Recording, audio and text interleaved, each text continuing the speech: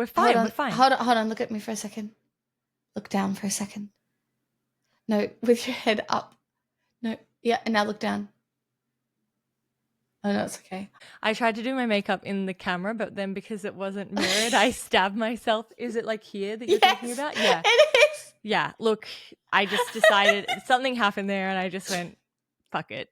Okay, I don't care. I get it. There comes a point where you just have to work with what you have before you. And I reached that point. Actually, you know what is so interesting? I wanted to talk to you about Tradwives today because I've been thinking a lot. One of the things... thinking a lot? That's so... I like you, I Jo. know, That's such brand new behavior. One of the things that I find so interesting about them is how they're always made up perfectly, incredibly, and yet they represent like a labor-intensive like femininity, but you're not allowed to show any of the labor. No, it's got to be a secret. You got to be dirty all the time, but you have to look clean. You guys don't know this, but I literally had a roller in my fringe 3 minutes ago. Because that's the thing, right? Like, I want to talk mostly about the Ballerina Farms controversy, but someone like Nara Smith, you're familiar with, right? I am so familiar with Nara Smith. Can you please explain for the boys? Nara Smith is a woman who is married to a guy who chews on a toothpick. He's also quite famous, but he chews on a toothpick. And they have a beautiful family.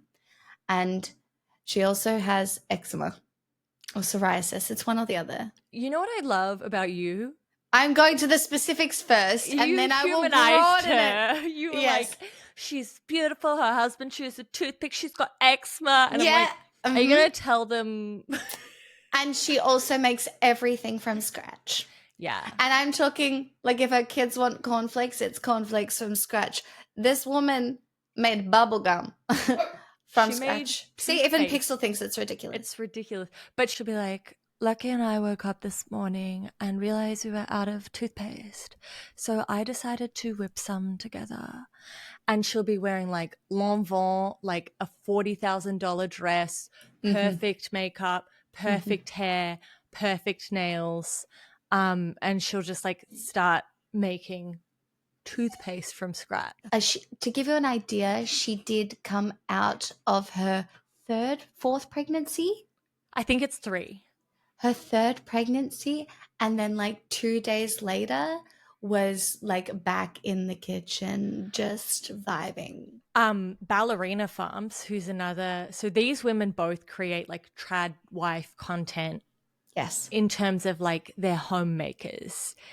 That's the persona. We're connected to the land. We've focused on our families, but like we're perfect. Yeah. Don't forget that. Hannah, who is from Ballerina Farms, she competes in Mrs. America pageants, and 12 days after having her baby, she was in a swimsuit. She spent those entire 2 weeks in ice baths and spray tanning to get ready for this pageant. How? Also, I don't know if you know, actually you would know how hard it is to get into Juilliard. Okay.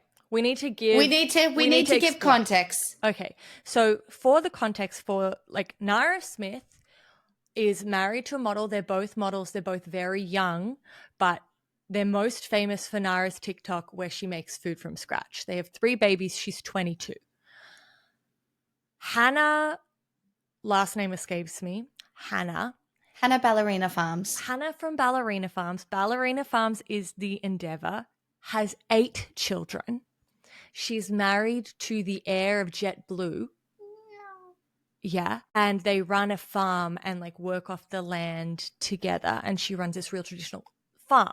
The reason we're talking about Tradwives is because an article was written about Hannah and her husband, which kind of made everyone freak out and be like, oh my God, she's like being held hostage, because he met her while she was at Juilliard, got her pregnant, married her, and made her drop out of school.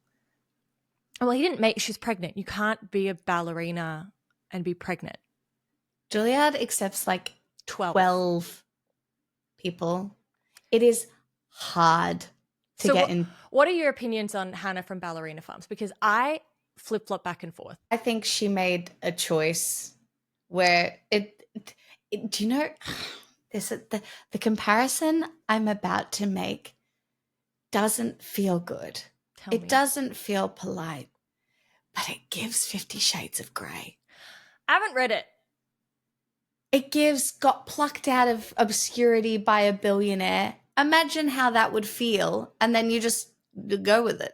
Well, this is like, this is a really tough bit of maybe without the whips and chains. I don't know. Without I don't the know sex bit, right? Because they seem quite religious. So. Well, that's what I was going to say. Ultimately, the one thing that truly does connect Nara Smith and Ballerina Farms is Mormonism, right? Like that's the one key thing, a religion that really focuses on this like procreation, like strong patriarchy. But like the thing that stresses me about Hannah is on the one hand, I'm like, well, she's like 30 something now with 8 kids and she's married to a billionaire. Her career as a ballerina would pretty much be over anyway. Oh no, she could, yeah, it's done. It was done years ago. Yeah. And the thing is like, she made that, like, for some reason we're taking away all of her agency and being like, oh, he stole her and forced her to drop out of school. And it's like, I'm in two minds because on the one hand, yes, it's so hard to get into Juilliard.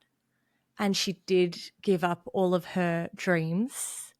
The thing that killed me in the article about her, they said that one of the barns was set up as a dance studio, but now it's a homeschool studio for her kids. So even the place that she had specifically for her dancing was taken away from her.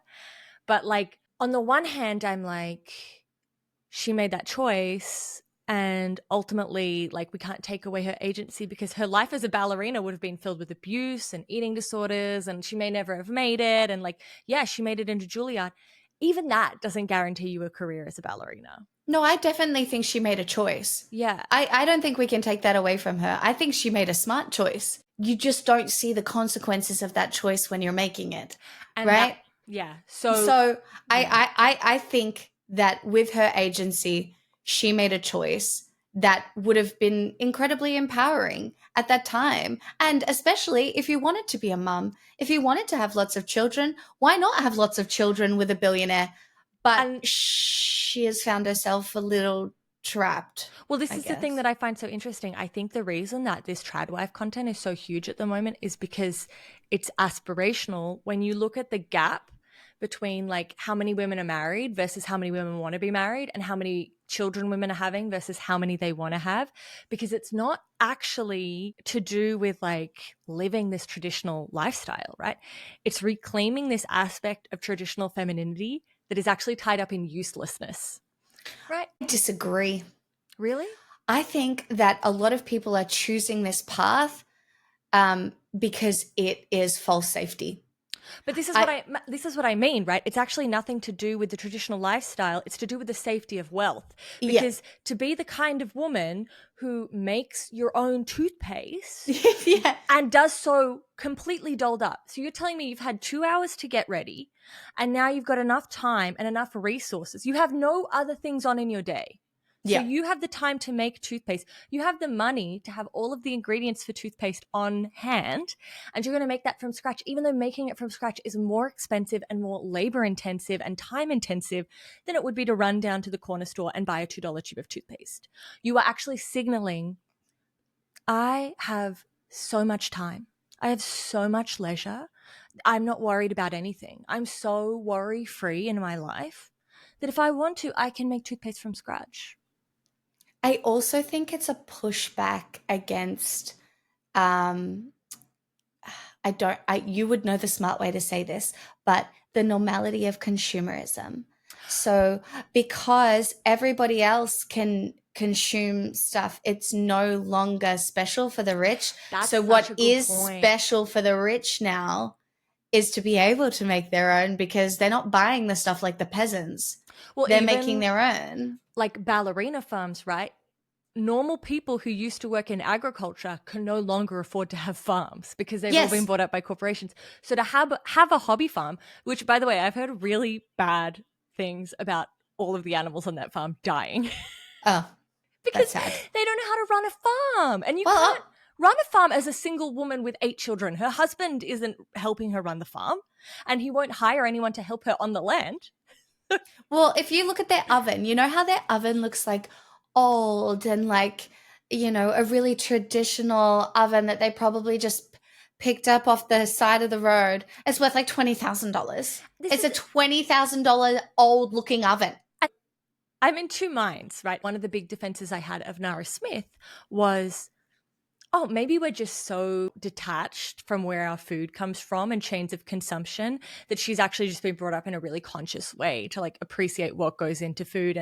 And that's something we should all be endeavoring to do. But you're so right. The fact that now that everyone can buy whatever, like actually making it from scratch and having the time and resources to do that is a rich thing. Is a luxury. And that ties back to what I was talking about in terms of like back in the day where middle class women would essentially, they would learn useless skills and they would do useless things because their job was to be an ornament and they didn't have anything on. So they would learn to recite poetry or play the piano or needle stitch because what were they going to do? A toy. Yeah. Also, we do have to give a shout out to the original TikToker who isn't TradWife-esque but is, and that is the one who started it all, Emily Mariko. Oh, yes. Because I think the rest of these TradWives did kind of come out, because Emily Mariko's content was so trad in a way that you wouldn't even realize was trad because it was silent. Emily Mariko's content is her making food. It's almost ASMR. It's very natural. It's almost relatable. But she is very rich. She goes to the farmers markets, but she went famous for her easy meal, the salmon rice ball. I'm guilty of eating the salmon rice ball. I have eaten the salmon rice ball multiple times. It actually slaps. It's good. And I think there's something because, okay, there are daddy content creators. They'd never be referred to as such, but your Joe Rogans, your Andrew Hubermans, and they fill the void of like showing men how to be men, right? How do you perform masculinity? And then I find these women are filling the role of like, how do you perform femininity? So these are, we wouldn't call them mummy figures, but the phrase I would use is mother. Yeah. Oh, she's really mothering. Mother did this, you know? It's this, how do you perform femininity?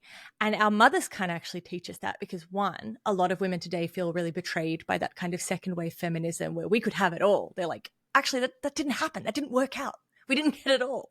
Our mothers were trying to do it all. They were trying to be mothers and have full-time jobs. And turns out that's a recipe for disaster. Yeah, and they were like lying. So there's a lack of trust in the actual mother generation. And then on top of that, our world with the introduction of the internet is so different to the world our mothers grew up in that we are looking, who can help us?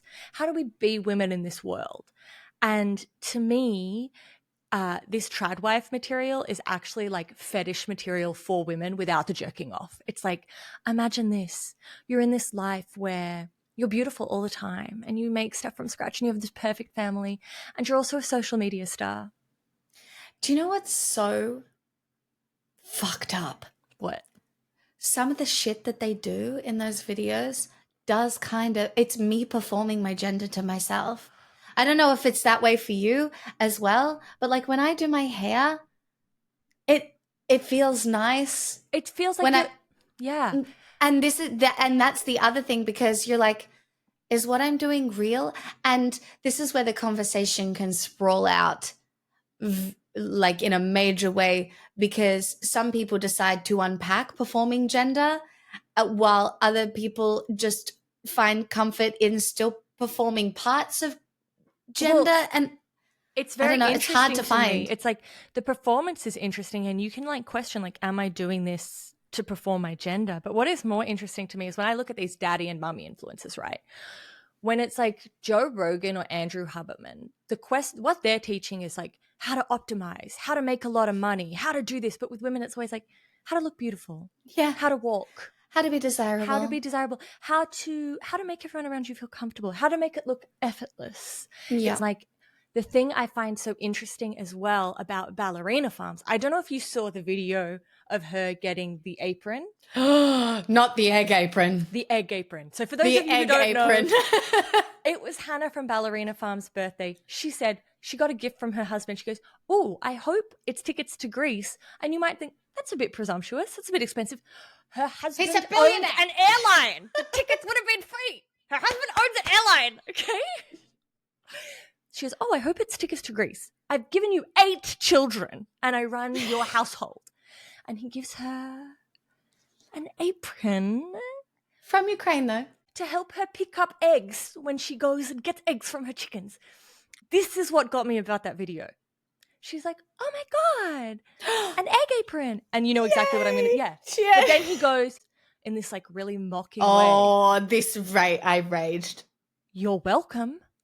And she's like, thank you. Because that's what freaked me out, right? There's one layer of performance with Ballerina Farms, which is for the audience, which is for us. But then Hannah also has to perform femininity for her husband. She has to be grateful. She has to be, wow, I got home and I looked perfect and it's my birthday. I'm going to do a happy little dance for you now, because she also has to do a performance for him. And I just assume that has to do with the traditional submissiveness of their like gender relationship, because if that is one of the, is the word tenants of like their relationship, or she's never going to push back.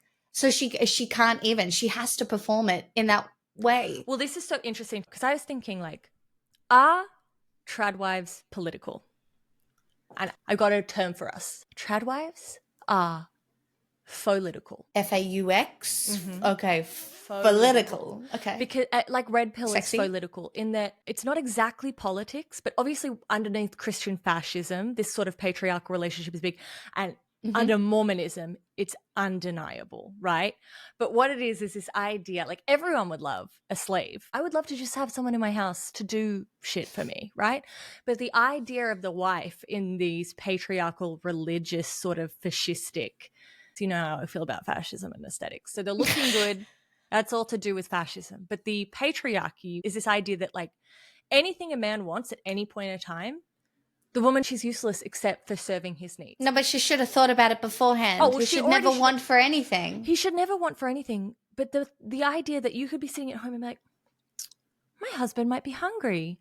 I might take him a salad to work. In order to be able to think like that and labor like that, you can have no desires or ambitions of your own. There's no room for them. And most of the people, when you most of the people in the world, no, but people, when you ask them at the end of their lives what they wish they had done differently, most people say that they wish they had lived more for themselves. I was thinking about the Juilliard thing through the lens of like, you regret the things you didn't do. So even though like ultimately if you could go through your life and play out like, oh, where would I have ended up as a ballerina versus where would I end up marrying this billionaire? It's like what we lose in these traditional family patriarchal structures is human talent, like actual human value. She had something to offer the world, and ultimately that's just been reduced to something that makes her an attractive spouse. Oh, she's got a little talent. She's got something fun that she is good at, but it doesn't get to translate into the world because she's only allowed to be ambitious for her husband and for her children, where the payoff will be 20, 30 years down the road. But also for tradwifery. This is the thing. I really do. She's become an influencer, a big one, for at least the image of what that is. So it's probably even a bigger impact of being a ballerina. And then you bring me around again. Okay, right? This is what we do. We talk in circles and we end up somewhere in the end. But this is why I need to talk it out with you. This is why we do it. Because everyone's like, oh, these are Tradwives, right? With Nara Smith and Hannah from Ballerina Farms. They're full-time content creators who are probably bringing in as much money as their husbands. Well, maybe not the guy with the airline. But also, Nara Smith is a full-time model. She has a job, and then her content creation brings in a lot of money. Also, I do just, since we're just bringing it back a couple of times, in defense of Nara Smith. I love Nara Smith. I can tell you why she started making stuff from scratch. You don't know? Mm-mm. So her really bad skin problems. Oh, her psoriasis or eczema? So psoriasis or eczema, I can't remember which one it is, but she has really bad skin flare-ups. And so the reason she started cooking everything from scratch was to make sure there were no preservatives whatsoever. But the thing about Nara as well, she does it with a wink. Oh, it's a little satire, doesn't it? Yeah, It is. she knows what she's doing. She's winking at us and she allows us to be in on the joke. She's not like unself-aware. Have you seen the Australian lady that's No. doing it? That's doing it with even more of a wink. Oh, I'll have to Send it to me. I will. But she basically does it all on this angle. Oh, have you seen the woman as well who's like, I homeschool my children, and she's like making a total joke out of it? No, that's her, the Australian lady. Oh, I didn't know she was Australian. Okay. She cooks and she homeschools her children, and she's like, okay, I'll have to. It's very funny. I think what is so interesting to me, I think that Hannah from Ballerina Farms is totally sincere, and I think that Nara does it with a knowing wink. But what I love about tradwifery as content is they give you this very superficial, broad view of their life and then let you fill in the gaps. So if you're a Christian conservative, you can be like, yeah, their life is amazing outside of this. Everything is great. If you are a rad femme, you look at it and you go, she's a prisoner who needs to be saved. And that doesn't even take away from her business, right? Because now people view her, there are all these extra people watching Ballerina Farms who are like, oh my God, her life is terrible because she's performing what they want her to perform, which is a woman trapped in domesticity. I want to bring up someone else. William. Who's William? Wait, Kate and William? No. No, but that's a great example of exactly what I projected this woman needs to be saved onto her uselessness. She was doing exactly this. Being royal is being a tradwife. I want to make that very clear. It is being the most tradwifey of tradwives because she doesn't do any labor. She just gets dressed up and looks useful, even though her real the role of femininity is so lucky useless. that she's still alive. It wouldn't be a GirlDozer podcast if we didn't bring up Kate once. But no, William is kind of a man tradwife whose wife, the redhead woman. Yes. And he serves the food to the camera. And for a very long time, the joke was that the viewer was kept in their basement because it came across so creepy. Yeah. But I want to point out that is a man making tradwife content. Yeah. And the audience response to that was, this is us in your basement and we're so happy to be here. Please. The question is, though, can you make tradwife context outside of the context of being a woman under patriarchy? Probably not, but this is why I think it's subversive. Yeah. Like, I think what he's making is subversive content, but it also is authentic. Because to me, I've always felt it was creepy because I'm like, it feels so fetishy to me. It feels sexual, like his... it definitely to her feels much more sexual, whereas for me, but why doesn't the tradwife content feel subservient and sexual then? Because I don't think the tradwife content is for men. The tradwife content is aspirational for women. You too could be this useless. You too could have all day to put makeup on, get dressed up, and make toothpaste from scratch because you've got nothing else going on because you don't need to work. Whereas his content is for women too. Yeah, and it feels like a little bit weird and slutty. Like, yeah, make that for me, bitch. Because it is weird and slutty. It is weird and slutty. I mean, it's all, but like... works for them. Yeah, in terms of sluttiness from men, though, I do want to say what you were bringing up about Hannah and her talent and the right wing. I've noticed this new thing where like, they want subservience, but they never want a subservient woman. They want to take an independent woman who has talent and skill and a life of her own and a will, and they want to break it and take her as a trophy. To be and like, put her in a cage. Yeah, this is the exotic and be like, look what I caught. Yeah, exactly. I agree. It's not the trophy has to be like, it's like those men who go out and hunt lions. It's like, it's one thing to get a rabbit from your backyard, but it's quite another to get something like, imagine a woman has got into Juilliard. Her life wouldn't have been incredible as a ballerina. It's a tortured industry, but like not just her wasted potential moving forward, all that she did do, but from the age of 8, the hours she spent stretching, the hours she spent training, the pieces of cake she didn't have because she wanted to be a ballerina who got into Juilliard. You know, that was my entire life, right? I know it, but exactly. So you understand. Yeah, it was a lot. How much time, not just in the studio, but in your life, It's your whole identity. You She gave up sink a into whole this. identity. Yeah. So all of that time of her life running up to getting into Juilliard, 3 months in to meet this man. And then they have to get married because they're Mormons and they can't do anything. And yeah, being horny is a curse. Being horny is a curse. And I have something else for you, Miss Pixel. Give it to me. At one point, I was like, everyone's just jealous of Ballerina Farms, and so they have to pretend she's as miserable as they are, and that's why they're projecting that onto her. And then I was like, no, women aren't men. And when we get to this like tradwife discourse and age gap discourse, we genuinely are protecting other women. Because yes, I do agree with that. we know when you're making decisions when you are young, before you've discovered your own desires, your own ambitions, before you've had time to explore who you are as a person, you shouldn't be sinking yourself into someone else. The thing is, do you think anybody ever listens? Did you listen? No, but now, but this is... I would listen now, but I didn't listen. I mean, like, like, not to get too personal, but like my situation is nothing compared to that. But you see older people as so put together, and when you have no idea how to put yourself together, it's so appealing but to that's have why age some gaps example are the same as this tradwife thing, right? Because it looks like the tradwife is like, oh, you just need to get married, and then you've sorted it out, you've cracked the code, everything you need to do is at home. Age gaps, you get into a relationship with someone who's saying, oh, you don't need to do that, I've already done that. Yeah, it sucked. Like, I've got it worked out. I know exactly what you have to do because I've already been through it. And you're like, that makes so much sense, but it doesn't make sense because you're not that other person. And then you don't learn anything, and you don't, because you don't go through the things. And it's like, okay, I don't want to talk about her too much because she's a bit too close to the circle.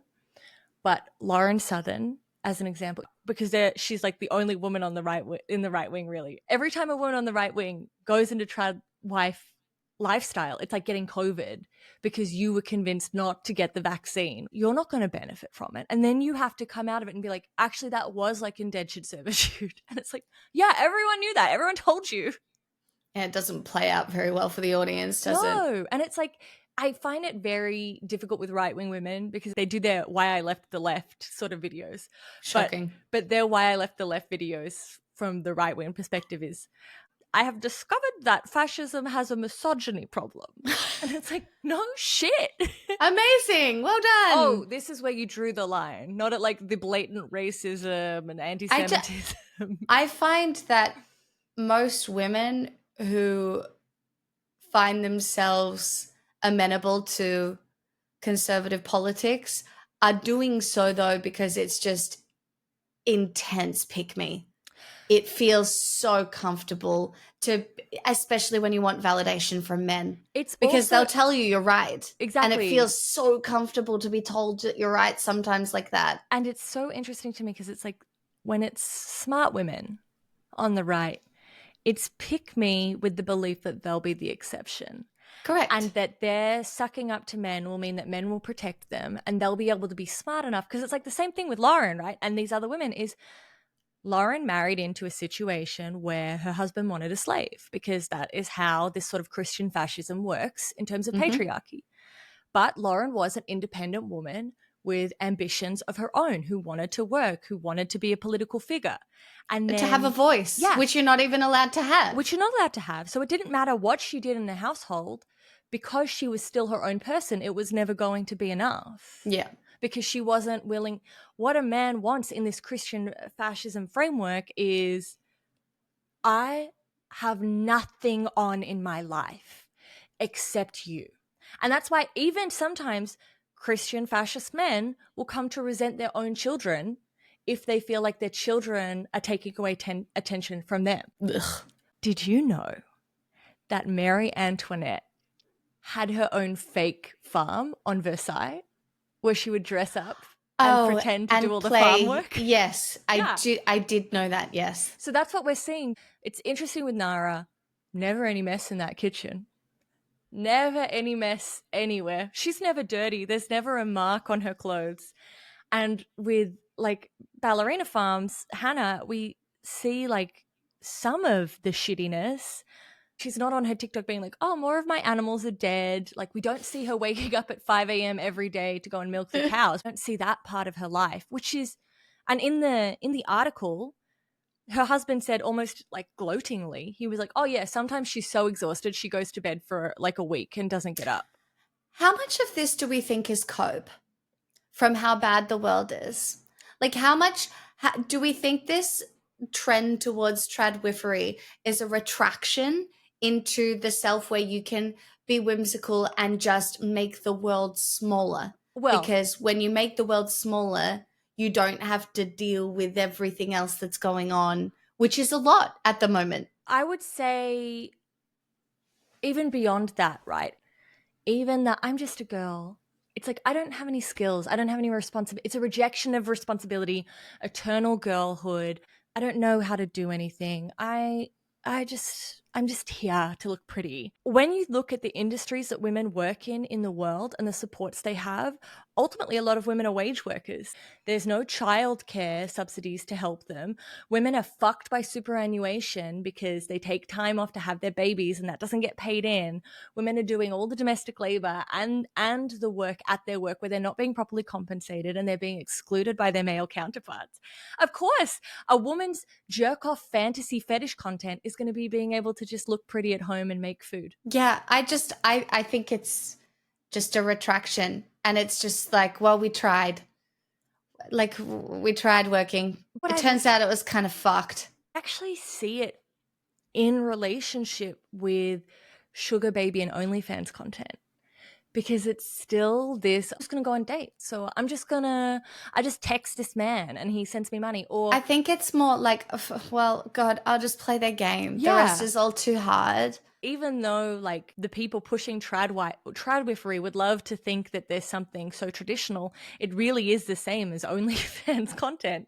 It's just one, women are getting paid and the other not so much. Well, it's just a whole lot of women living their lives through the lens of a man, because that's all it is. Yeah. You know that one quote, is it a Margaret Atwood quote where it's like, no matter what you do, you will never get away from looking at yourself through the lens. It's a common thing, but I just feel like people give up and they're like, okay, I'm never going to be seen through any other lens. Even in my own head, Yeah. I can barely see myself in a way that isn't being perceived by patriarchy. Which is what I was trying to say in terms of that like mummy daddy influencer. Why is how we symbolize womanhood all to do with appearance? And why is that what signifies? And I'm ready. The Olympics.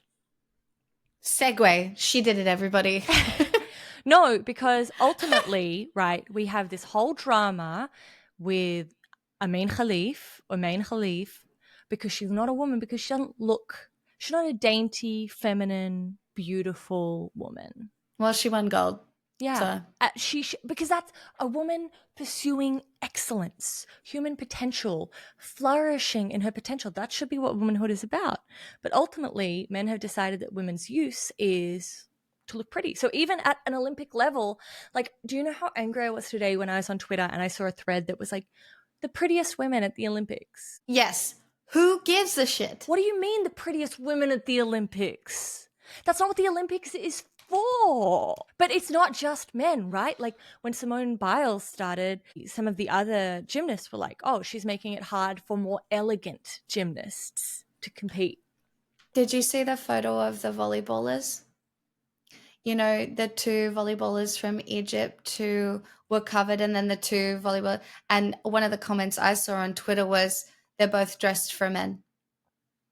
Which is so interesting. I've never really thought about volleyball uniforms in that way, but the reality is, that is, like, why can't they just wear shorts? Yeah. And a crop top? Or why does it have to be that? I know, and I was really thinking about it because I was like, oh, it's beach, so they're wearing a bikini. And then I was like, the men aren't wearing bikinis. The men aren't wearing bikinis? So why do they? It doesn't make sense.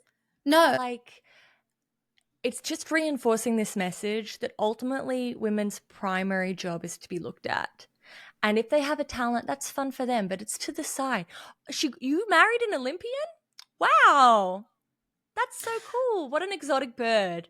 How did you feel about the guy that proposed to the woman after winning? I never like that generally. I don't like it either, but I try not to be too judgmental. I don't want to like shit on, like I don't want to yuck her yum. Like, good for you getting married, but way to take her big moment. That's what I thought, but then I'm like, am I just a bitter hater? Like maybe she liked that. Maybe she was really excited. I don't know. If I had worked my whole life for a medal and then somebody did that, I would not like it. No. Would you like it? I would fucking kill him. I would Like, say give no me my on moment. principle. Yeah. I'd say try again. Bum, bum. Yeah. I feel like we've got to talk about it because, and this is a bit of a curveball, but this is just something I want to bring up. The breakdancing. It actually, you know what? What? It does fit. I am pissed off about the breakdancing. Oh, why are you pissed off? Are we pissed off for the same reason? I'm pissed off because she was obviously doing performance art and making an academic point. She has to have been, right? She 100% is, because she didn't do it in the qualifiers, 1. 2, I read her thesis. That's how pissed off I got. I read it. I skimmed it. I didn't read it word for word, but her whole point is about accessibility and the limits to accessibility, one of them being meritocracy. Guess what, bitch? It's the Olympics. Everyone there is in a meritocracy. It's about the best of the best competing. And you're going to take this opportunity to make a point that meritocracy makes things inaccessible? I thought it would have felt so, if I had have been competing at that elite level and somebody did that when I had worked my whole life at perfecting a craft, which she has too. But she didn't show us that. And no. Also, she hasn't worked her whole life. Part of the point of her thesis was that she got in too late to ever be taken properly seriously. Well, I mean, that is a fact with dancing as well. That is a fact with all sport. Unless you play like golf. I just said on Twitter, there is no way she hopped like a bunny rabbit. There's no way she did this without expecting the conversation to go the way it did. This was performance art. The reason she did this is because breakdancing is thoroughly tied to location and representing where you're from. So she was trying to ironically do a kangaroo to demonstrate a relationship to Australia. But the thing is, other women who were competing against her did similar things. The Japanese B-girls were doing homages to Japan and they were dancing well.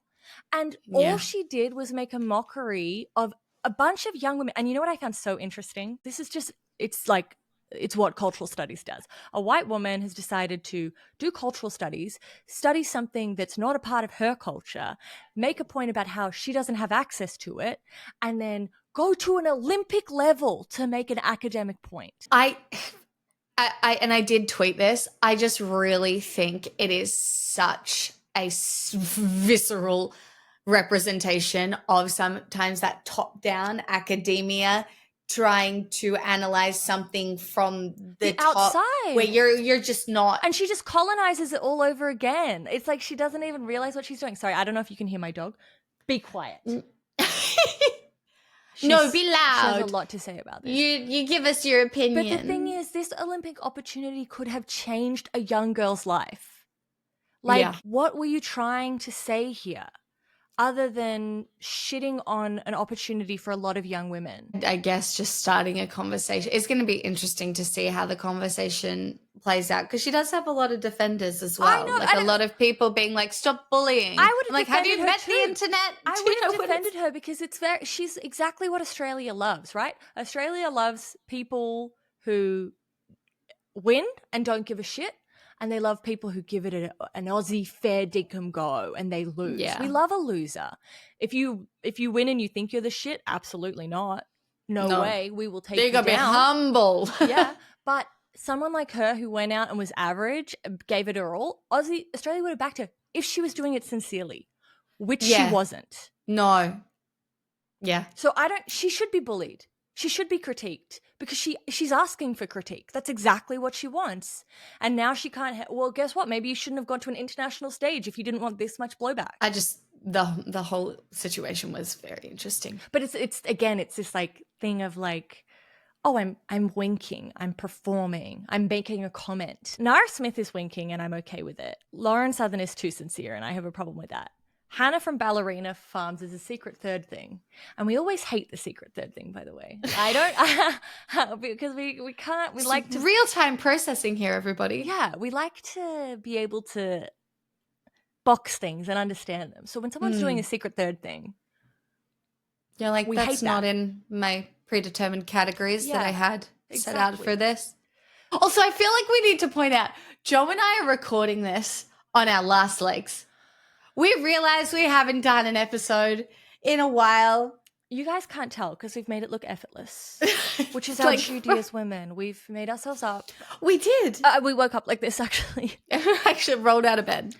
And this is so easy for me. Yeah. And I'm not even tired from fulfilling my womanly duties. And I did do a load of washing today.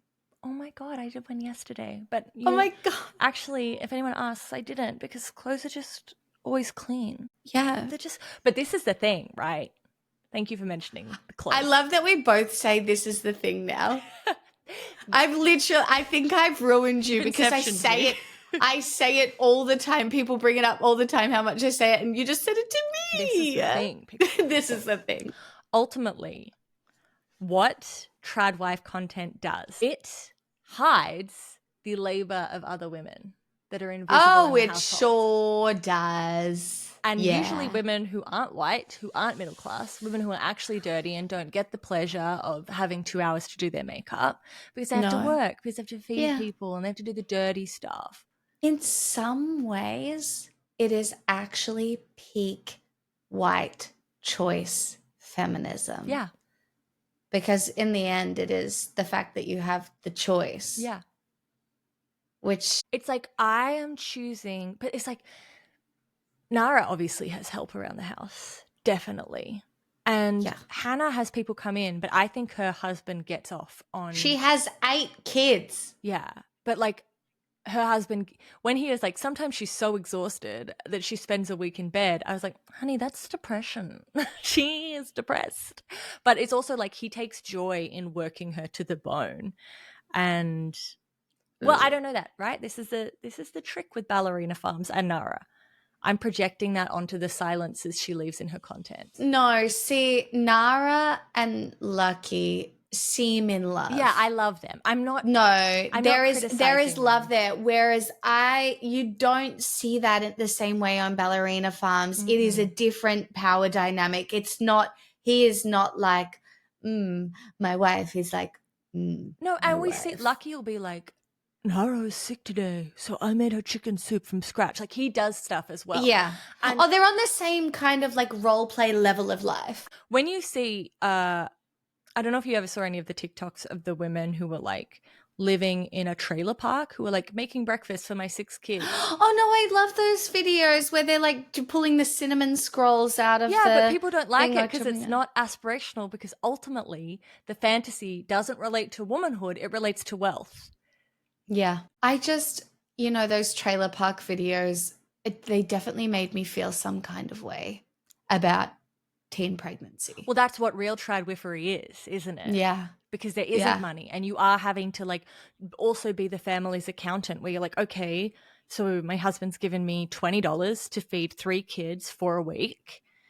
What recipe am I going to learn? What meat am I going to use? How am I going to provide for everyone and do everything, because I have to do everything.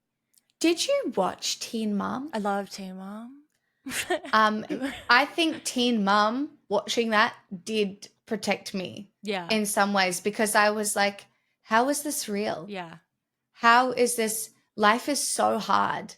Getting pregnant at 16 and this kind of life, even though it was so glamorized when they made the choice, right? Yeah. When they first started this show, they were so excited to go on Teen Mom because it's like, now we're going on a reality show. I can't wait to share my life. And then I don't even think they probably realized when they were getting into it just how difficult being a mum would be when you're still a kid. Their lives would be from choosing, to even Caitlin and her partner. They're weird. I'm sorry. Who went the adoption route. I know. And that was still incredibly difficult and traumatizing. Like, But as well, something that you raise in that, in like the glamorization being like, oh, I'm going to be on Teen Mom, is something I see with TradWife content online as well, in that like these women are content creators. They're not TradWives. They have It's a a job. grift. Their job is doing this. And when you're on Teen Mom, the glamorous part is being on an MTV show. It's not being a mom. Also, I don't know if you've noticed this, but once you are known for a particular kind of content, it is nearly impossible to shift and do anything else.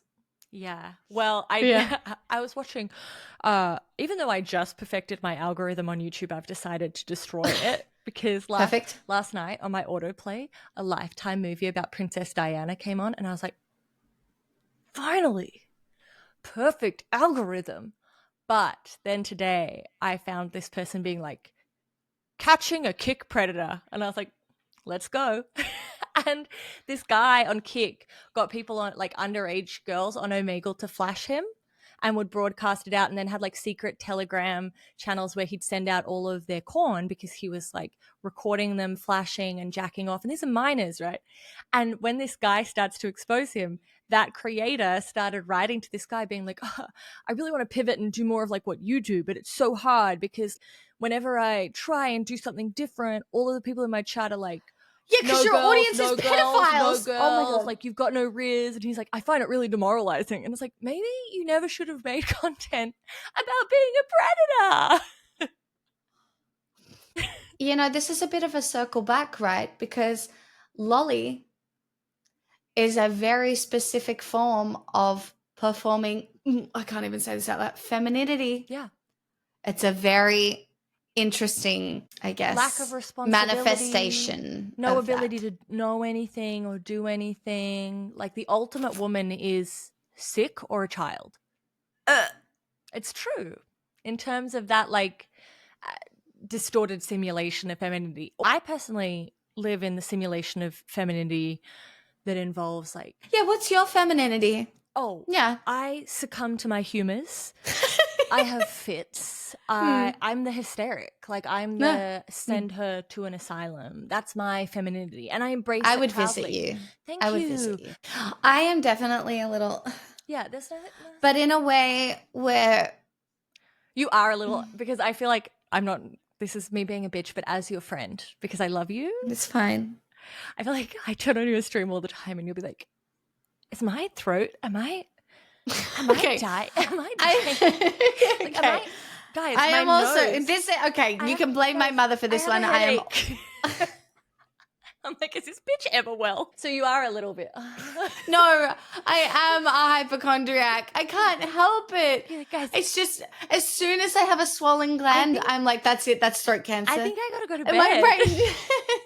And my brain just goes straight to the worst possible. So you are definitely this kind of femininity. I'm like, I am. Oh no, it's because I'm no longer a child. I have to be sick. Yeah, because you need a valid reason to rebuke responsibility and have care given to you. Oh God, do you know what's so funny? When I had my chronic pain condition, if someone tried to care about me. I know. But if somebody tried to care about me, I was like, absolutely not. No. And then I wouldn't accept it. No care. I can do this on my own. I don't want to be a burden. So it's so funny. Yes, but that's like, what is it about? Like, I could have been a sick woman and been looked after, but as soon as somebody tried to look after me, I was like, absolutely not. I think you should blame feminists. Don't you dare. I think that's what the men want you to do. I think you should blame women. Blaming women seems like the easy way out. And yet everybody does it. Because it's the easy way out. Yeah. Have you blamed a woman for something today, listeners? Oh. You can blame us for something if you want. I want to shit on a man again. I want to shit on I love a change of pace. No, it's back to the same for bullshit. once? Oh. Back to Ballerina Farms and her husband, right? I was thinking to myself, why would he let her make the content? Well, this is going to make your skin crawl when I tell you, because I worked it out. Probably. I sat there and I thought about this man, as I often think about men, and I'm amazed at the depths of their evil. They always astonish me, but it's right there. What better way to show the world what an exotic bird you've caged? You don't even have to make the content. You just let her do it yourself. She's doing all the labor. You don't even have to do the labor. She's making it to show the world what you've been able to turn her into. The wild horse you managed to tame and break. That is so fucked up and so and you true. don't even have to do anything. She's doing all the labor. And on top of that, the money is a nice bonus. Because you know what? Ultimately, and this is a message I would like to tell all women, it doesn't matter how rich of a man you marry. You need to find a generous man, because you could marry a billionaire who doesn't want to give you a dime. Or a ticket to Greece. Or a ticket to Greece when they own a fucking airline. It's so sad. As you said, a lot of it has to do with like safety and wanting that security. A rich man will not make you safe unless he's generous. Also, because Jo and I are really into manifesting right now, if anybody out there does want to give us tickets to Greece. Oh, I've never been to Greece. I've never been either. So I'm just putting it out there. We are due for a holiday. We've been working really hard. Sorry. When you said that shit about safety and women wanting security, and then I was thinking of, and I said that shit about women being angry at feminists. The one thing that feminists said that we all should have listened to and still should listen to, you need to have an independent source of income. Oh, yeah. Your security relies on your finances not being attached to a man who will ditch you the second that he doesn't find you valuable to him anymore. I mean, can I just be real about Financial coercion is scary. Yeah, it's super scary. And it really does leave people with very little options. And imagine like, it's hard. If someone wants to leave you and they're just like, I'm going to leave you, and then you have no income, and you have spent your years not building a career, not developing skills, not developing networks. Your whole life is tied up in this man. That's not going to work. A lot of women experience this. I think especially those who get divorced in their late 20s, who get married young and then experience marriage in that period of time. And one of the biggest issues facing women is homelessness after 50, because they don't have superannuation and they're left and half of But also women aren't financially educated in the same way men are, because money is for boys. I have a solution. Oh, I love solutions. I personally can't I can't be the one to start this. I'm the ideas man. Okay, I love an ideas man, woman. TradWife? No. TradWife. As in marrying a carpenter? No, still get married. Just get really into stocks. TradWife, not like tradey wife. I didn't think of tradey wife. I'm fully in support of tradey wives too, if you want to do that. Okay, but cool. I'm just thinking crypto's got too masculine an energy. Imagine if women just took over crypto, like stay-at-home mums, they all became day traders. I mean, some women do that, but it's still pretty gate-kept as a... That's what I'm saying. I don't have the knowledge to break us into that industry. Neither. But I'm saying let's ditch tradwifery and go into tradewifery. But that's I'm looking for a man in finance. I'm looking 6'5", blue eyes. I'm looking to be in finance. From 6 to 5. 5'9". Well, I'm looking to be in finance. I'll work from 10 till 4 because I got to take care of the kids on the outside of that. Don't think it's that simple. Well, that's why I'm an ideas woman. Someone else can work out the mechanics. Unless you're in the know, you're never trading early enough on the stocks to make... You can't day trade. We're back here again. You know what is underutilized in trade? Trading? Intuition. Yeah, Women's intuition. Women's intuition. I knew it was going to be women's intuition. Women are sitting here with a surplus of intuition that's not being channeled into anything because they're stuck at home. No. So there's this astrology girl that I follow. Well, used to follow before I deleted TikTok. Good move.